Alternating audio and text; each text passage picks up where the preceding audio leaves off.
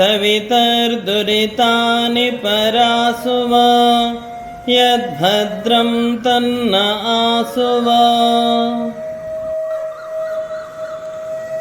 ఓం నమస్తే. పరంపిత పరమేశ్వరుని కృపతో ఈరోజు శ్రీ విశ్వావసునామ నూతన సంవత్సర యుగాది పర్వదినాన్ని పురస్కరించుకొని, అదేవిధంగా ఆర్య సమాజము 150వ స్థాపన దినోత్సవాన్ని పురస్కరించుకొని యజ్ఞ కార్యాన్ని సంపన్నం చేసుకున్నాము.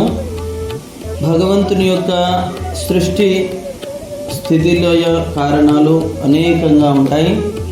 అటువంటి దాంట్లో మొట్టమొదటిగా సృష్టిని ఉత్పన్నం చేయడం భగవంతుని యొక్క కార్యం. అయితే అటువంటి కార్యాన్ని ఎప్పుడైతే సంపన్నం చేశారో, ఎప్పుడైతే మానవుడి భూమిపైన ఉత్పన్నమయ్యాడో, అటువంటి సమయాన్ని మనము పర్వదినంగా జరుపుకుంటున్నాం. దాన్నే మనం ఏమంటున్నాము? ఉగాది అని. కాలక్రమేణా సంస్కృత భాష లోపం వలన, ఆ సంస్కృతాన్ని మనం ఉచ్చారణ చేసేటటువంటి దోషాల వలన యు కాస్త ఊగా మారిపోయింది. అందుకని యుగాదిగా చెప్పుకోబడేటటువంటి పర్వం ఏదైతే ఉందో అది ఉగాదిగా మారింది. ఆ రకంగా మన దక్షిణ భారత ప్రాంతం అంతా కూడా ఉగాది అని ఈ నవ సంవత్సరాన్ని జరుపుకుంటూ ఉంటాం. మరి ఎందుకు ఈ రకంగా అంటే, ఇప్పుడే చెప్పినటువంటి విధంగా సంకల్పంలో మనం చెప్తూ వస్తున్నాం. ఏంటంటే, ఏకో వృంద 97 కోట్య 39 లక్షాణి 49 సహస్రాణి 27 ఉత్తర శతతమే సృష్టివత్సరే అని. అంటే 197 కోట్ల సంవత్సరాలు పూర్తయినాయి.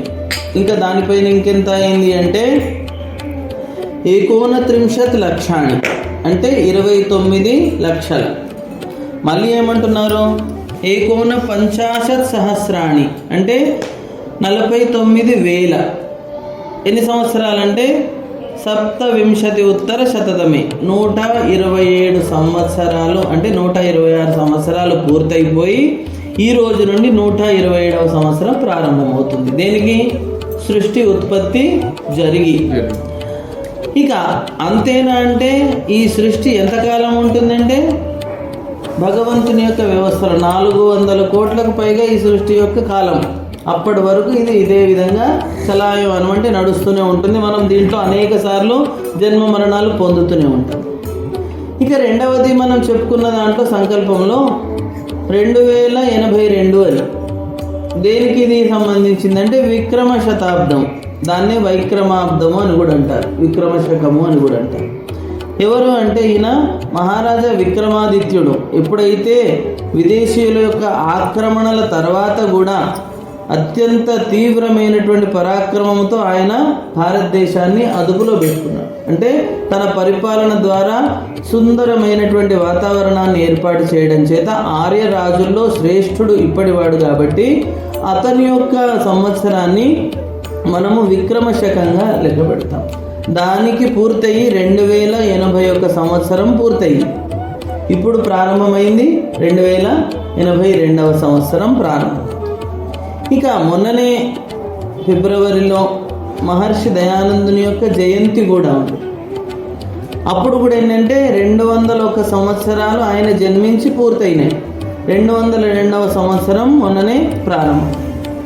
ఇవన్నీ చెప్పుకోవడానికి గల ప్రధాన కారణం ఏంటంటే, మన ప్రాచీన సంస్కృతి సభ్యతలను మనం ఏ విధంగా కాపాడుకుంటాం. విశేషంగా ఈ పర్వదినానికి గల వైశిష్ట్యం ఏంటంటే, ప్రకృతి అంతా కూడా నూతనంగా పులకరిస్తూ ఉంటుంది.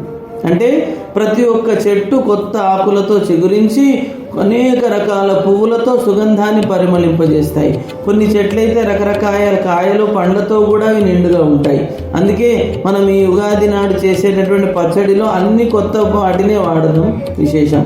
ఎందుకంటే ఏ ఋతువుకు అనుకూలమైనటువంటి ఆహారాన్ని మనం భుజిస్తామో దానివల్ల అంత ఆరోగ్యాన్ని మనం పొందగలుగుతాం. అంటే భగవంతుడు మానవునికి ఎటువంటి ఆహారం అవసరమో అటువంటి ఆహారాన్ని ప్రకృతిలో ఆ సమయాల్లో పుట్టిస్తాడు.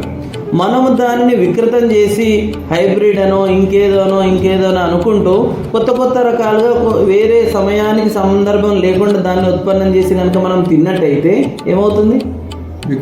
వికృతం అవుతుంది. దానివల్ల అనేక రకాల అనారోగ్యాలకు గురవుతాము. ఏ ఆయుష్ అయితే వేదం చెప్పిందో, అంటే 100 సంవత్సరాలు మేము జీవించి ఉండాలి అని అనుకున్నామో ఆ 100 సంవత్సరాలు కాస్త 50కి 60కి మారిపోవడం జరుగుతుంది.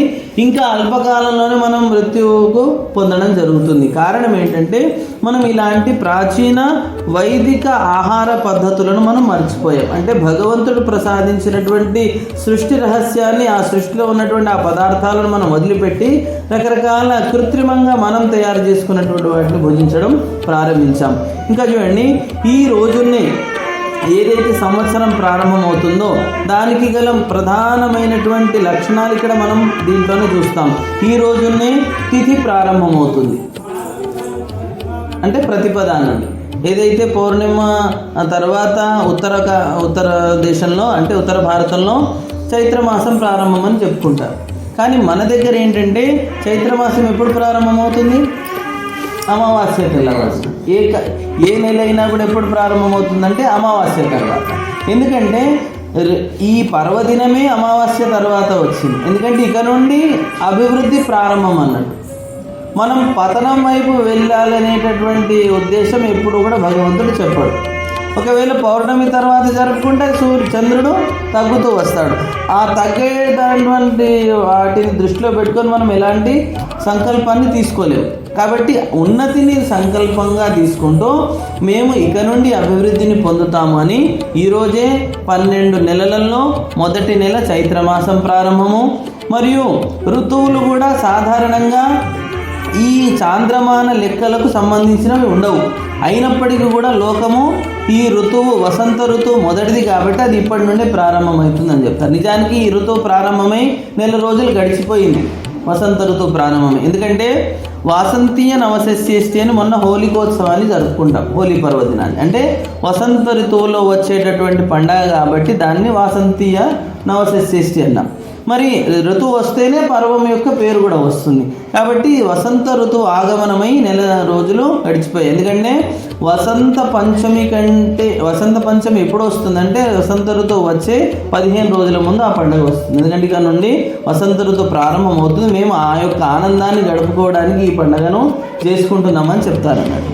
ఇలా ఆ ఋతువు కానీ, మాసము కానీ, తిథి కానీ, నక్షత్రము కూడా అశ్విని నక్షత్రము, ఇవన్నీ కూడా ఈ రోజునే ఒక క్రమంగా మొదలవుతాయి అన్నట్టు.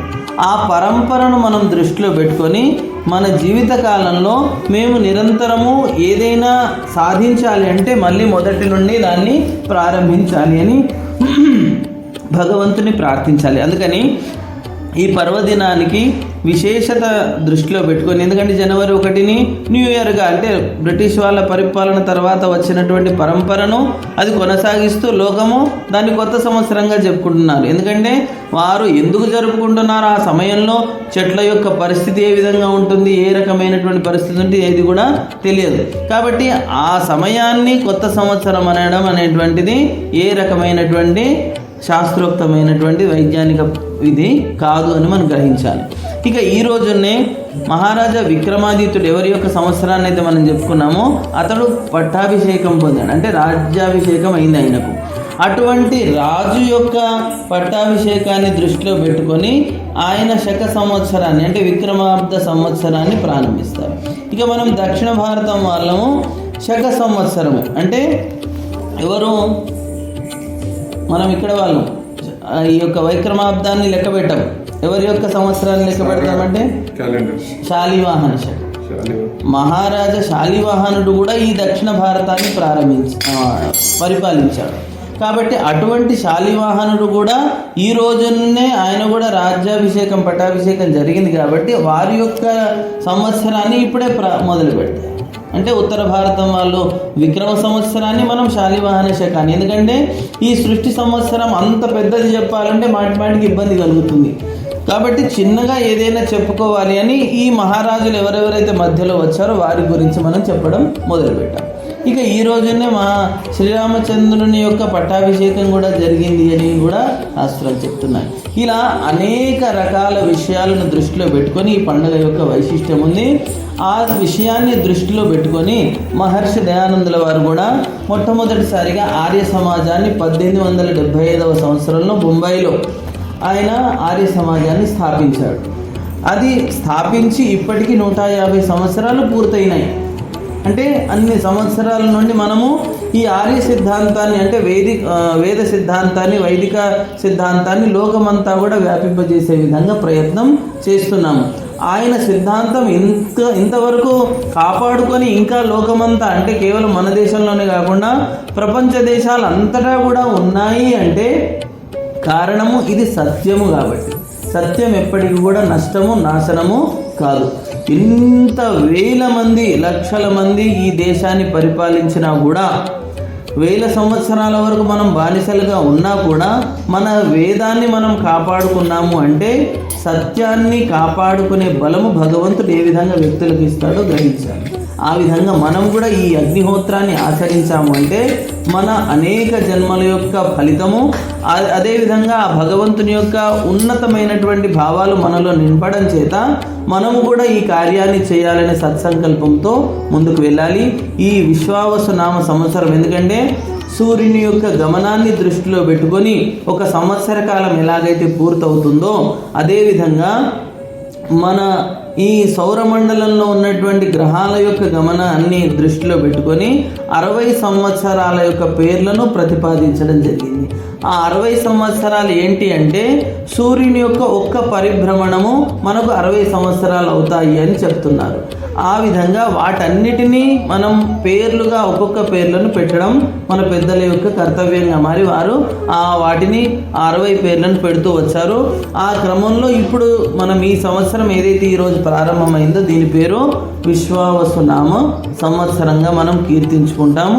కాబట్టి ఆ పేర్ల యొక్క వైశిష్ట్యం ఎంత ఉన్నా లేకపోయినా వాటి అర్థాన్ని సాధారణంగా మనం తెలుసుకోవడమే. భగవంతుని యొక్క అపారమైనటువంటి అనేకమైనటువంటి స్వరూపాల్లో నామాల్లో ఒక నామము విశ్వావసు అని కూడా. కాబట్టి సమస్త విశ్వాన్ని వసింపజేసిన వాడు, వాటిలో ఆ సమస్త విశ్వంలో వసిస్తున్నాడు, ఆయన నివసిస్తున్నాడు కాబట్టి అతని పేరు విశ్వావసు అని. కాబట్టి ఆ విధమైనటువంటి పేరుతో కూడుకున్నటువంటి ఈ సంవత్సరము మనందరికీ కూడా అనేక రకాల లాభాన్ని అంటే మనము ఉత్తమోత్తమైనటువంటి యజ్ఞయాగాది క్రతువులను ఆచరిస్తూ నిరంతరం వేద ధర్మాన్ని, వైదోక్తమైనటువంటి క్రతువులను ఆచరించే శక్తిని భగవంతుడు మాకు ప్రసాదించాలి. మేము నిన్ను నూరేళ్లు ఉంటూ సమస్తమైనటువంటి ధనధాన్యాదులతో పుత్ర పౌత్రాదులతో ఆనందమయ జీవితాన్ని గడుపుకోవాలని మనం ఈరోజు భగవంతుని ప్రార్థిస్తాము. అటువంటి కృప ఈశ్వరునిది మన పైన ఎల్లవేళలా ఉండాలని